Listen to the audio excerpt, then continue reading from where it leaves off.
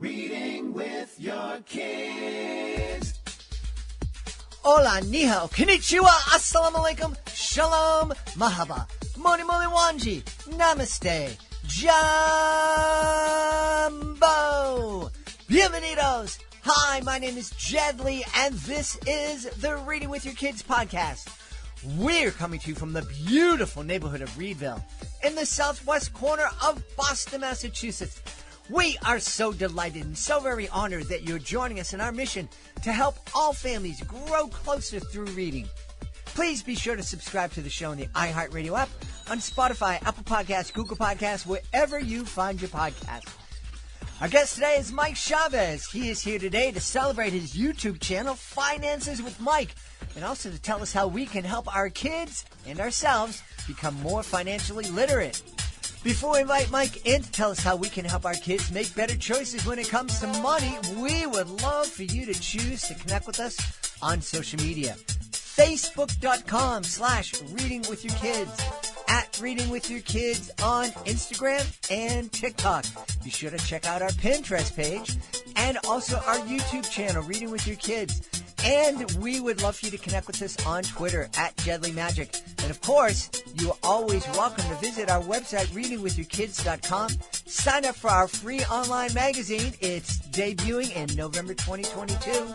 And also use the contact button at the top of the page to send us a message. Let us know what we're doing well. Let us know what we could be doing better.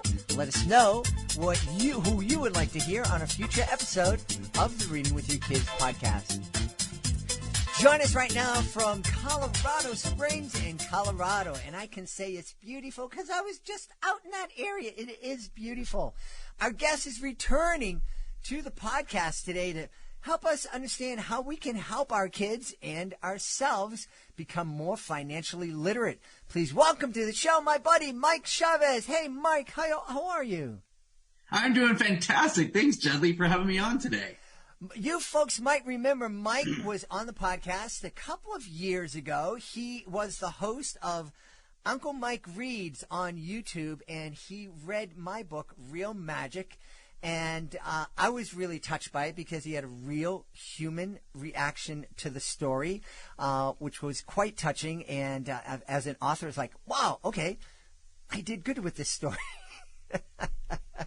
And now Mike has a new channel on YouTube. It's called Fiances with Mike. And before we get into how we can talk to our kids about being more financially literate, I'm guessing you created Fiances with Mike because you're finding that there are a lot of adults out there who could be much more financially literate. That's correct, Jedley. Actually, most of my family, most of my friends, pretty much most of the people that I know always struggle with finances and could always use a little bit of help. Why do you think, and this kind of that we don't teach our kids about financial literacy? Well, I know that money can be a touchy subject for many people, especially parents. And if they're not doing well, they don't want to share that with their kids and kind of, they don't want them to worry about money, right? That's where usually, and that's what was my case. My parents never talked to us about money, but I ended up working from a really young age helping out my dad, so I learned how to save up and buy my own toys. And I know a lot of people will sit back and say, well, my kid's third grade. I'm not talking to my kid about money. But then they don't realize that they are actually talking to their kids about money because they're saying to their kids, you got to do well in school so you can get into a good college. And when we're and everybody out there is driving that message, unless you have a farm and you've decided your kid is going to be working the tractors with you. But even those families, they want their kids to go to college. And right. So we're telling our kids from a very young age, you got to go to college, you got to go to college, you got to go to college. And then at 16, 17, 18 years of age, most kids are going into college and they don't have the big nest egg. They don't have a scholarship. But what they do have is somebody saying, take out a loan. Yep. And they don't have the wherewithal, the knowledge, the literacy to understand what it is they're obligating themselves to. You're absolutely right. And even on college campuses, they have a bunch of a booze setup for you can get your credit card super easy, and the interest rates are really high. And, it's a shame that they don't have the basic understanding of finance. And they're just like, hey, credit card, I get to go out and spend it, without realizing, the cost of borrowing money. Yeah. So what's the first thing that we want to talk to our kids about if we want to help them become financially literate?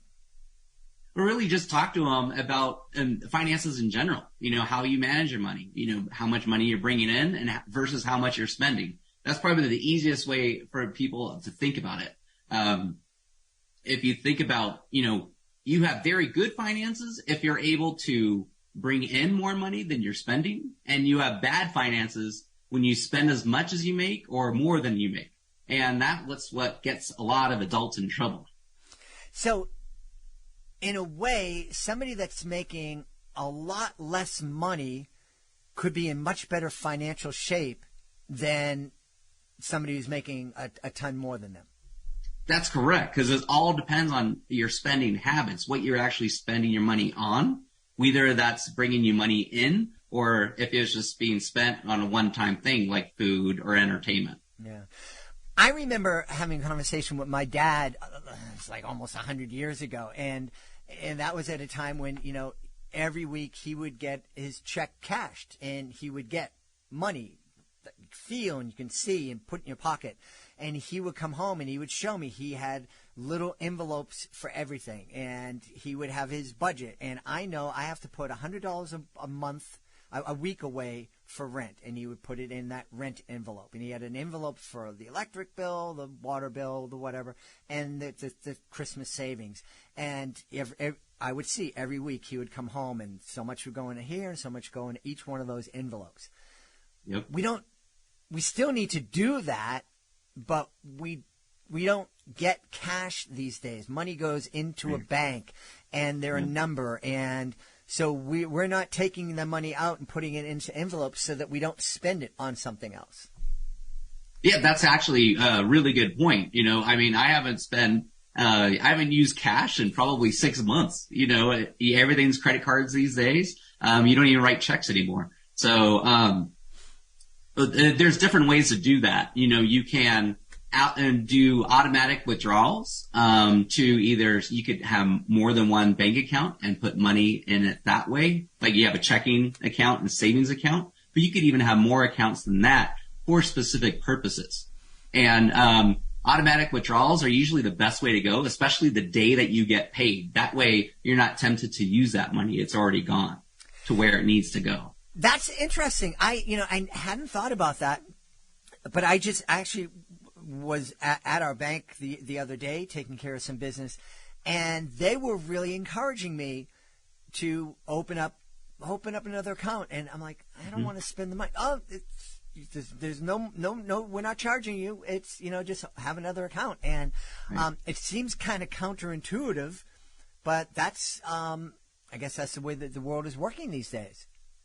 Yeah, especially, you have to work with what you got, right? So if you're not getting cash that you can actually squirrel away, you need to have another system in place to designate money for a specific purpose. Yeah, really, really smart. So, step one, would you advocate parents giving an allowance to kids or giving them a way to earn money so that they're actually starting to learn how to budget it? Yes, but it needs to be consistent and regular. Mm-hmm. If they do have a weekly allowance, whether they do chores for it or not, that's for the parent to decide. But what you do is you set an allowance and then you tell them up front, okay, a portion of that is going to be set aside to savings, and you're going to have a portion that you could spend on, and you could even have a third category. Well, like you could have a short-term savings and a long-term savings. The long-term you don't touch at all. The short-term is for something that you're saving up for, maybe like a toy or a video game. And then you have cash that you can spend on anything you want. You want to go get a, candy or whatever, right? That's your fun money to spend. Yeah. And I think that it's really helpful for our kids for a number of different reasons, that if they want that special toy or they want the new baseball glove or the new piece of equipment, if they save for it themselves, I think they value that thing that they are purchasing, even if it's coming from an allowance that you give them. It still means more to them than if you just go out and swipe your credit card and hand it to your kids at the shop. Oh, I completely agree, because the impact is there, right? It takes them a long time to save up the money for that. So it builds up the anticipation of purchasing it, right? So then when they finally do get to purchase it, there's a sense of accomplishment there as opposed to it just being given to them. And that's true even for adults today. Yeah. Yeah. Where do you think, because I know the attitude has changed a lot. I think my parents were loath to take out credit.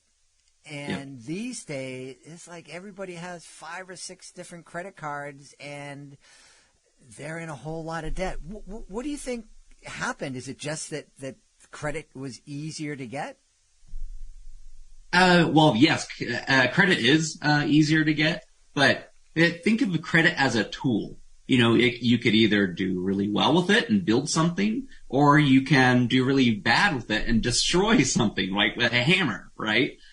So it's all in how you use it, whether it's good or bad, and how much of it you use it, right? If you work on it, you pay off your balances every month, you're using it, your credit score will go up pretty high. But if you are not paying it off each month, you're making late payments or you're missing payments, then your credit score is going to drop very quickly. Yeah. And those interest payments are obscene. Yes. And actually with interest rates going up, credit cards are not fixed. They're what's called, the adjustable. So they can adjust based on the market. So right now, and, you know, for the next few months at least, the rates keep going up. So you're paying more in interest each month. And sometimes more, you're paying more in interest than that's going toward the balance of what you owe. Yeah. Do you think it's valuable to sit down with our kids? Because our kids see us using debit cards, they see us using credit cards. Do you think it's important for us to sit down and to say to our kids, hey, if I buy this toy for you and the price on it is $100, and if I use my credit card, I can pay it off at the end of the month, and it'll cost me $100. Mm-hmm. But if I don't, and if I spread it out over time, I'm actually going to end up paying $150, $100, whatever it is, with the interest on it. Is that something that kids can understand, and is it important for them to start hearing that? Oh, absolutely. You know, you raised a really good point. Kids are seeing you spend money, but they're not, and going into debt, but they're not seeing you pay for that debt. And I think that's the real key component that kids are missing. So they think credit cards are just free money, right? But then when you actually sit down, it's like, okay, I'm going to make a payment, and look how much of this is actually going toward what I originally purchased, and how much of this is costing me. It's like a charge being, or a fee being charged me to borrow that money. Yeah. And it gives them more of a sense, wow, my money is not going as far as it could if I just paid in cash or paid with the money I already had instead of borrowing it. Yeah. Just for yuck's sake, say I bought that thing for $100 and I just pay the minimum every month, and I don't charge anything more than that on that credit card. What are we talking about? How much will that $100 thing eventually end up costing me by the time I pay it off? Well, you're right. It's going to be around $50. It's going to be about half the price that you paid for it. Wow. So think about that in terms of, you know, wanting to buy your favorite toy or even a car, right? I mean, that's just a ridiculous amount of money. So, whenever you can, I would try to either pay off, right away, or if it's something that you absolutely have to have, you know, try to pay it off as soon as you can. Yeah. Yeah. One of the things, my son was a cast member, and what I guess is still the longest running financial literacy school assembly program here. It's based here in Boston, but I think it's the longest running in the nation. But one of the messages that they wanted to get across to kids was the difference of wants and needs. Yes. Can we talk a little bit about that and how we can help our kids understand that? Absolutely. If you think of terms of needs, okay, you need some place to stay, you need clothing, you need shelter, you need food. Wants are things that you do want to have, but you don't necessarily have to have them. Think like eating out, that extra toy. Those kinds of things are usually what people can save money on their monthly budget. If they could cut those expenses down, they'll find out they'll have a lot more money to either save up for the things that they really want or need. Yeah. Do you think it's beneficial to sit down with our kids, like my dad did many years ago, and sit down and just kind of go through the budget? Okay, kids, I just want to let you know, we have this beautiful house, but we got to pay $3,000 a month for rent here in Boston, or for the mortgage. So right off the top, we need to have this much money for our rent so we can stay nice and warm in this house. And we need this much to eat, and we owe a little bit on the car. We need that much to kind of let them. And by the way, and this is how much me and your mom bring in every month. So what's is that important to show our kids and help them understand that, help them see our thought process as we're making decisions with that little bit of discretionary money that we have? I think it's a fantastic idea, and it's probably one of the best ways to introduce them to a budget is actually showing them what your budget is for the month. And then they can see, oh, well, the reason why we turn off our lights, when we leave our room is to keep, that bill down so we have more money to spend on things that we want. One of the interesting things, my niece worked throughout the summer, last summer. And at the end of the summer, she sat down, she calculated how much she had earned, and she was shocked to realize that in the 8 weeks that she worked over the summer, the total amount that she earned wouldn't pay for 1 month of rent here in Boston. And that was a real wake-up call to her. And she was making, for someone 17 years old, she was making pretty decent money. But it was just a real kind of slap to the back of her head. It's like, oh, wow, stuff costs a lot these days. Right. Yeah. I'm wondering, so we talked earlier about the fact that we're talking with our kids about college, and we got to go to college, Yeah. How can we start talking to our kids about college, but also about, so we're not just pounding into them the need that they have to go to college, but we're also help them understand that they need to make a wise choice once they're ready to go to college. So it's it'd be great to go to Harvard, but Harvard is $85,000 a year right now, plus living expenses.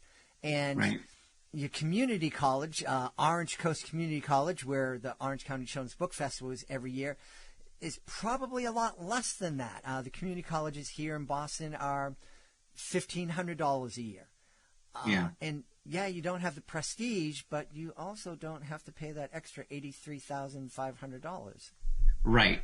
No, you're absolutely right. Actually, the way that I would recommend going about it is just talking to your kids about what their goals are. What kind of job do they want to do? Because one of the things that we're experiencing now as adults, a lot of people are burning out on their jobs because it was something that they didn't have a passion for. It was just something that they figured that was what they were supposed to do. Be a doctor, be a lawyer. What parent doesn't want their kids to do those kinds of things, right? But what we found is that people burn out and then they end up quitting, and then they're kind of lost in life and not knowing what they want to do now. I kind of did the same thing. I did a complete career shift after 20 years, but now I'm doing something that's so fulfilling and actually helping people, whereas I wasn't able to do that before. So talking to them about what and you can start early, why they're still young. You talk to them, what do you want to be when you grow up? What do you think would be fun to do? Or, what do you have a passion for, right? Introduce them to a bunch of different things and see what really sticks with them. And then from there, it's like, okay, how do we get you there? Mm-hmm. Sometimes it's college. Sometimes it might be a trade school. Sometimes it just might be a certain type of training or, going to a specialty school. So, or even journeyman, going under somebody and being an apprentice to learn something new. Mm-hmm. So the college is not the answer for everyone. Mm-hmm. It really depends on what your goals are, but it's really important to listen to your kids and have that conversation to find out what they're passionate about and then help them achieve those dreams and goals. Yeah. So I like that. It's all about conversations, the conversations that we're having with our kids when we're reading to them and reading about a princess or knight or firefighter or an astronaut. Would you like to be you'd like to be well, if you want to be an astronaut, let's look in to see what you need to do to be an astronaut. Right. Have those conversations, but have it an ongoing conversation. And how many people are out there? How many young people are out there who heard, I got to go to college. Yep. They went to college. Now they graduated. Now they owe $150,000 and they're working at, nothing wrong with working at Starbucks, but they're working at Starbucks. They didn't need to take out $150,000 in student loans to work at Starbucks. Exactly. You're exactly right. It needs to be specific to your goals. It needs to be attached. You have to know if you're going to go into debt for that much money, that there's an end goal in mind in order to pay that off. Yeah. I wonder if it would help, because that was one of the things that helped my niece when she sat down and she said, I worked this many hours and that was only able to pay for this much of a rent every month. Yep. To see, okay, so if you come out of college and you owe this $150,000 plus interest, how long is it going to take for you to pay that off? Usually 20 to 30 years if you're making the minimum payment. Yeah. And the other thing that people don't realize is that college loan, you can't get out from underneath that. Right.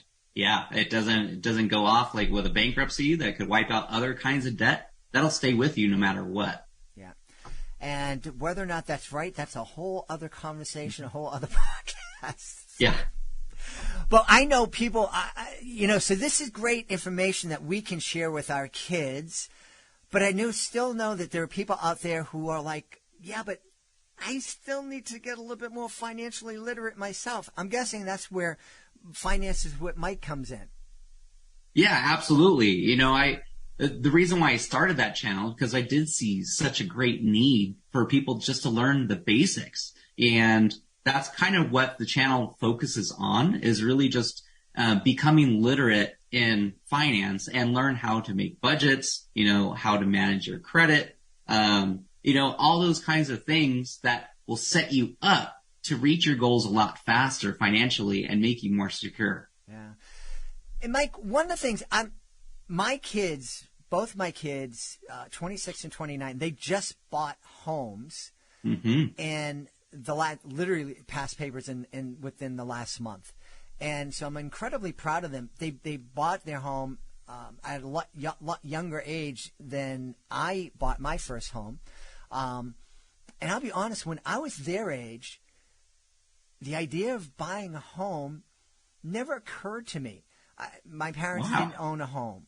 Yeah. And so it was just like this thing that seemed unattainable for me. And I'm imagining I'm not the only one. I imagine there are people out there who are kind of feeling the same way. It's like, oh, no one in my family's ever bought a home, and I don't have a big, down payment.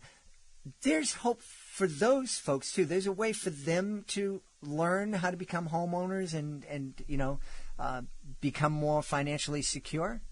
Yes, actually, and that's kind of the topic that I've been focusing more on in my channel lately, especially with my role as a lender and branch educator for a lending group. So I agree with you. There are a ton of new programs out there for first-time home buyers to help them with their down payment. So you don't need to put 20% down on a $500,000 house. That's who has $100,000 in cash is sitting ready to be used, right? So there's different programs, and you don't have to put down 20% anymore. You can put down as low as 3.5%, depending on the program. But that's where the critical role is work on your budget first, get your credit under control, get your spending under control, so that you can save up, so that you become a stronger buyer, so that when you are ready to purchase, you can make that leap with a lot of security. And how long typically would it take somebody who's making an average income, paying rent? Is this something they can turn around in 5 years? Is it going to take them 30 years? It could vary greatly, and there's a number of factors in play. I mean, if you're making a minimum wage, you're probably not going to be able to get there for quite some time. But if you're, it really depends on. You can look at alternate sources of income too. Do like a moonlighting gig. Mm-hmm. Do an after hours and weekends type of thing. Mm-hmm. There's, though online right now, there's so many ways to make money. Even with YouTube channels, mm-hmm. social media, that type of thing, or you could do like sell stuff on Amazon. You don't have to have any inventory. It's just, there's so many different ways to make money, especially moonlighting and after hours for your normal job. That's what I would try to focus on.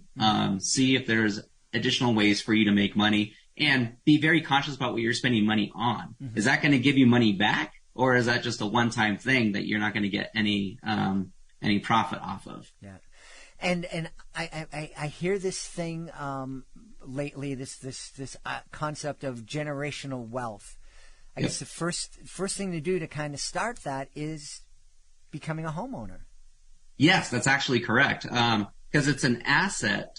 That's what they call something that either increases or decreases in value, basically that you can sell later. That's what an asset is something that you purchase that you can sell later, either for a profit or a loss. Like a car is what's called a depreciating asset, because it's something that you buy and then you can sell it for less and less as time goes on, because it's not worth as much because the car gets older. You're putting more miles on it. It's going to need more repairs. And then everyone else wants the shiny new car, not the old car. A house, on the other hand, is called what's called an appreciating asset.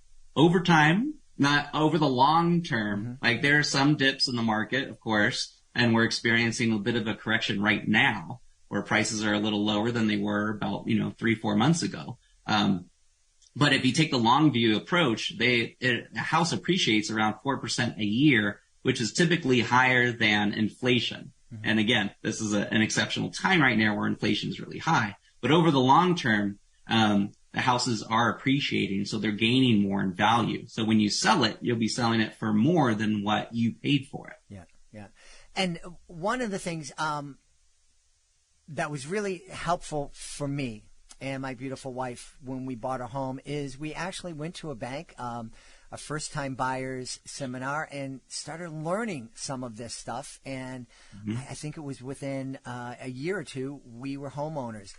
Would you encourage folks to go out and contact somebody like yourself and say, hey, do you have the seminar stuff? Is there a way for me to learn how to become a homeowner?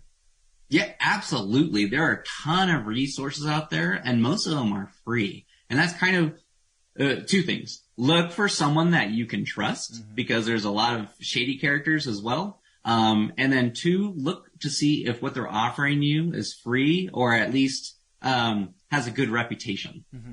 That's real important. Mike, where can people go to find out more about you and your channel? If you just go to YouTube, type in Finances with Mike. That's my finance channel. And then if you want to see me read books to kids, Uncle Mike Reads. Yes. And if you go to Uncle Mike Reads, be sure to check out Real Magic by Jedley. Mike does the best reading ever. And I love it, and you'll love it too. You teared me up. That teared me up, man. That rarely happens. We've had a really fun and a really informative time speaking about financial literacy and how we can help our kids become more financially literate, and how we can become more financially literate with the host of Finances with Mike Chavez. Hey, Mike, thanks for being with us. Oh, it was my pleasure. Judley, ask me back anytime. I'm happy to be here. Before we say goodbye, we want to say thank you to the people who made today's show so wonderful. Of course, we want to start by thanking our guest, Mike Chavez. Be sure to check out his Finances with Mike YouTube channel. And also make sure you check out Uncle Mikey Reads and find the video where Uncle Mikey reads Real Magic. It's a really good one. Also want to thank my team, Fatima Khan, Rory Grady, Mirabella Q, Jordan Saley, Skylar Strauss. I want to thank my beautiful wife for all the support she gives me. Most of all, we all want to thank you. Thank you so much for taking the time to join us today. And as always, thank you so much for taking the time to make the world a better place by reading with your kids. I'll be looking for you in the next edition of the Reading with Your Kids podcast.